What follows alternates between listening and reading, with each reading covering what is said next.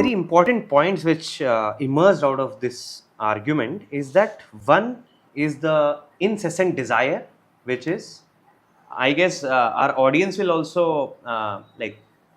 get aligned with this thing, that हमारे desires खत्म नहीं होते, किसी न किसी dimensions में चलते हैं. एंड दूसरा जो आपने बताया वो था awareness का. So before the awareness, I would like to know more about the desires actually. As an individual, I also feel that my life is not fulfilled. Whatever I am having today, I feel that और कुछ होता तो और अच्छा चीज़ होता. घर है, अगर और बड़ा घर होता तो और अच्छा होता. गाड़ी है, और बड़ी गाड़ी होती तो और अच्छा होता. So आप ये बता सकते हैं क्या कि बेसिक नेचर ऑफ डिजायर कैसा है, और is there any end to it? One more point I want to add, जो आपने पहले पूछा ना डिजायर के बारे में. डिजायर बहुत इंपॉर्टेंट है, एसेंशियल है, एंड बेसिकली डिजायर के कारण ही जो हमारा एवोल्यूशन प्रोसेस है, मेरे ख्याल से वो कंटिन्यू चल रहा है. लेकिन डिजायर के साथ में एक इंटरेस्टिंग चीज ये है कि एक ट्रायंगल जैसे है. Means if I have attachment about something, अगर मुझे उसके साथ में अटैचमेंट है, मुझे उसके बारे में नॉलेज है, तो डिजायर आ जाता है. तो डिजायर यहाँ पर क्या है?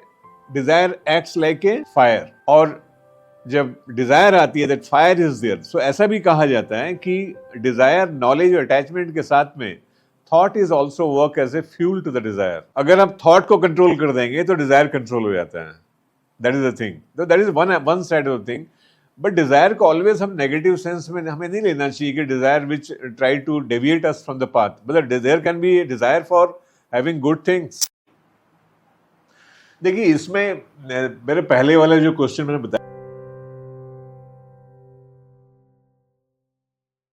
आपको कि the lack of awareness on the self, lack of understanding on the self, और ऑलवेज ये फील करना कि मेरे में ये नहीं है, this tendency of always feeling the deficiencies, ये एक बहुत यूनिक साइकोलॉजी डेवलप करती है हमारे मन के अंदर में.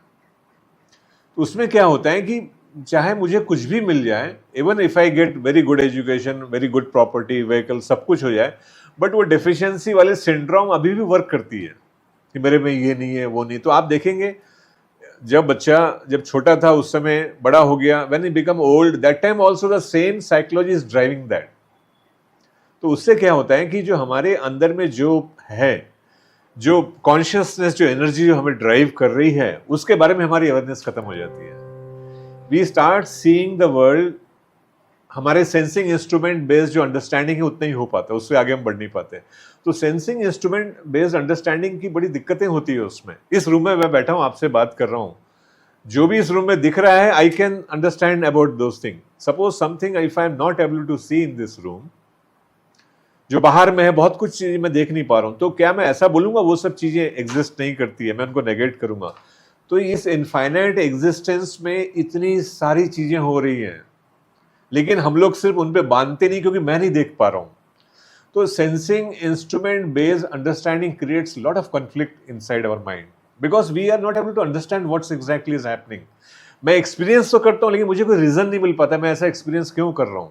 एकेडमिक करिकुलम हमें लाइफ अर्निंग की तरफ लेके जाती है, लेकिन मैं ऐसा experience, sadness, division, conflict, fear, डर, पता नहीं बहुत सारी इमोशनल चीजें मैं एक्सपीरियंस करता हूं, उसके पास से मेरा कोई आंसर नहीं होता है. So I go with his answers without getting the answers. फिर मैं बार बार अप्रोक्सीमेट करके लाइफ में आगे बढ़ता रहता हूं. काफी दिन तक जाते जाते फिर वो इतना ज्यादा अप्रोक्सीमेशन हो जाता है कि I get disillusion. Right. And the second part was awareness. So can you elaborate on it further, like कि हम क्या समझते हैं अवेयरनेस से? Awareness about self, about our thoughts, about our beliefs, और awareness about the ecology at large, like what is surrounding us? देखो, awareness का मेरा बोलने का मतलब, जो मैं समझता हूँ अवेयरनेस का मतलब ये है कि सेंसिंग इंस्ट्रूमेंट बेस्ड जो दिख रहा है, जो हम देख रहे हैं, जो ऑब्जर्व करके जो भी कुछ दिख रहा है, इससे एक अंडरस्टैंडिंग आ रही है. But there are many hidden forces of life जिसको हम देख नहीं पा रहे हैं. तो the consciousness, the energy form which we are not able to see.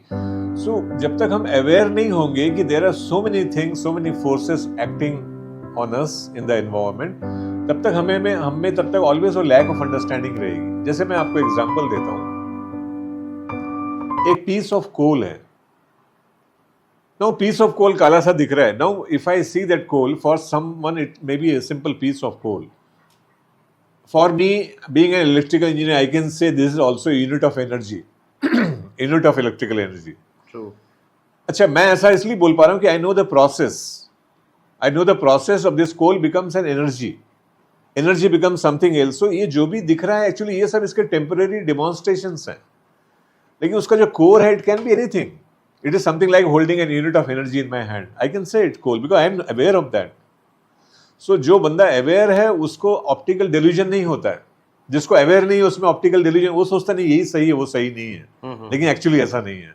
So energy matter transformation process में जो मैटर है वो तो दिख जाता है, बट जहां एनर्जी मैटर में ट्रांसफॉर्म हो रहा है या अदरवाइज हो रहा है वो चीज हम देख नहीं पाते हैं.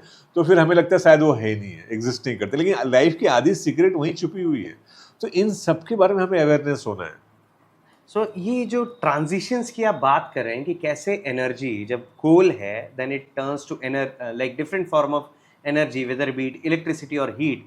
सो ये जो ट्रांजिशनरी जो पार्ट ऑफ एनर्जी है, आप इसको और कुछ एग्जाम्पल से बता सकते हैं क्या हमारे व्यूअर्स के लिए? देखो इसमें एक और इंटरेस्टिंग एग्जांपल है. मैं उस दिन सोच रहा था, सपोज हम प्लांट में पानी डालते हैं, है ना?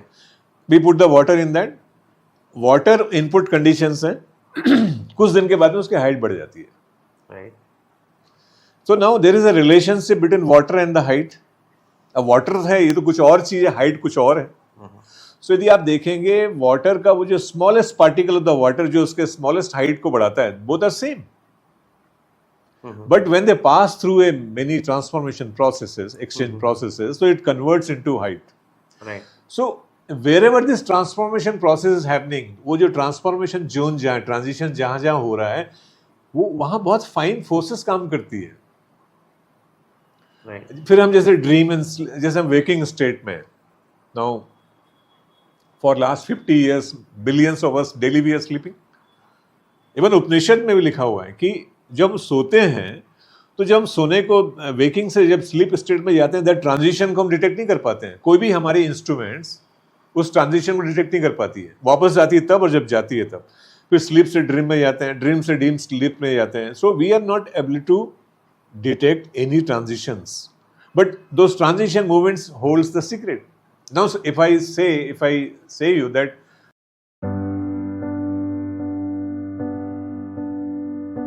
द कॉन्शियसनेस जो एनर्जी है, कॉन्शियसनेस जो है वो हमें ऑलवेज रहता है. There is nothing like it is sleeping और इट इज वेकिंग और it is something like, it is always present. Right. तो जो सबसे पहला क्वेश्चन जो आपने पूछा था कि जो हमारे में जो प्रेजेंस है उसको हम नहीं देखते हैं, ये सबसे बड़ा प्रॉब्लम है. जो कॉन्शियसनेस है, वो जो अवेयरनेस है जिसके साथ मैं ऑलवेज लाइफ जीता हूं, मैं उसी को जानता नहीं हूं. Which is there with me always, all the time. When I get up in the morning, when I sleep, when I go anywhere I am going, I am aware always about myself. Can you experience the sense of absence of awareness? No. So this holds the secret. Understanding these finer forces, this is, in my understanding, this is awareness. And one more very important question comes into my mind while we are talking about awareness and consciousness. Is there any difference between these two terms? क्या ये अलग है कि मैं इसको interchangeably भी use कर सकता हूँ कि अवेयरनेस क्या है और कॉन्शियसनेस क्या है? देखिए मेरे अंडरस्टैंड में, इसमें बहुत सारे लोगों के बहुत सारे व्यू होंगे. इन माई अंडरस्टैंडिंग एंड एक्सपीरियंस, मैं सोचता हूँ कि awareness is an approximation of the consciousness. Oh. Because जब मैं सुबह सो के उठता हूँ, मैं काफी लोगों को एग्जाम्पल देता था, सुबह जब हम सो के उठते हैं, एकदम very first thought in those first few millisecond, maybe in those microseconds, कई बार तो हमें ये पता नहीं रहता मैं कौन हूँ, कहाँ हूँ, क्या हूँ, कुछ भी नहीं मालूम रहता है, लेकिन अवेयरनेस रहती है. So awareness comes to us much before our sensing instrument start acting. Memory start recalling where I am. Sensing instrument start saying where is my hand and leg and all those things. So before all those things comes into to make you feel you're already aware about yourself. That is awareness. Right. When you are in the dark room, your eyes closed, nothing is visible, but you are aware about yourself. That is awareness. रात को जब आप सो रहे हैं, deep sleep में कोई आपके आसपास से गुजरता है, आप देखे नहीं है, आपको मालूम नहीं, लेकिन you are aware somebody is going. That is called awareness. When you going into the crowds, बहुत भीड़ है, सब कुछ है, but you are generally aware आसपास क्या हो रहा है. कहीं कोई चीज ऑब्जेक्ट आती है तो एकदम से आप रिएक्ट करते हैं, वो अवेयरनेस है. तो अवेयरनेस कॉन्शियसनेस को देखने के लिए अलग से इंस्ट्रूमेंट नहीं चाहिए, वो अपने आप में फुल इंटेलिजेंट है, वो उसमें पूरा इंटेलिजेंस है, it can understand so many things. Right. तो जैसे आपने कहा ना कि अवेयरनेस और कॉन्शियसनेस, इसमें उपनिषद में एक बड़ी अच्छी कहानी, इंटरेस्टिंग स्टोरी है। वो स्टोरी में ये कहती है कि देर आर, एक बड़े से झाड़ में देर आर टू बर्ड्स, एक बर्ड बैठा हुआ है झाड़ में, दूसरा घूम रहा है, यहाँ इस पत्ते से उस टहनी में जाता है, कुछ फल खाता है, घूम रहा है, it is moving around everywhere. And पहला बर्ड जो बैठा हुआ है वो कुछ नहीं कर रहा है, वो जस्ट ऑब्जर्व कर रहा है। तो ऐसा भी कहा जाता है कि ये जो बर्ड के एग्जाम्पल से ये बताना चाह रहे हैं उसमें कि कॉन्शियसनेस दो पार्ट में मैनिफेस्ट होती है। एक है जो लाइफ में पार्टिसिपेट कर रही है, लाइफ प्रोसेस में। अब जैसे फल है, फूल है, पौधे हैं, so they are all time dependent expressions. वो जब पैदा होते हैं तो उनका डेथ भी होता है, डिसअपियर भी होते हैं। तो जब कॉन्शियसनेस पार्टिसिपेटिव फॉर्म में अपने आप को एक्सप्रेस करती है, मैनिफेस्ट करती है, तो वो लाइफ के रूल को फॉलो करते हुए चलती है। और दूसरा जो बर्ड है, जो स्टैंडिंग है, जो आराम से बैठ के देख रहा है, it is not participating in anything, it is just observing, उसको एब्सोल्यूट कॉन्शियसनेस भी कहा जाता है, विच इज ऑलवेज प्रिवेलेंट, जो हर समय है। तो इसके बीच में हम लोग I mean we can imagine that consciousness, ये अवेयरनेस जिसका हम बात करते हैं, ये एक एब्सोल्यूटनेस है, और दूसरा जो मैनिफेस्ट करता है लाइफ के फॉर्म में। So this gives you fair idea about the consciousness. और उपनिषद में ये एग्जाम्पल बड़ा इंटरेस्टिंग है, you can always go through this example, very interesting one, to get an idea about the type of the consciousness and its expressions and relevance in the life.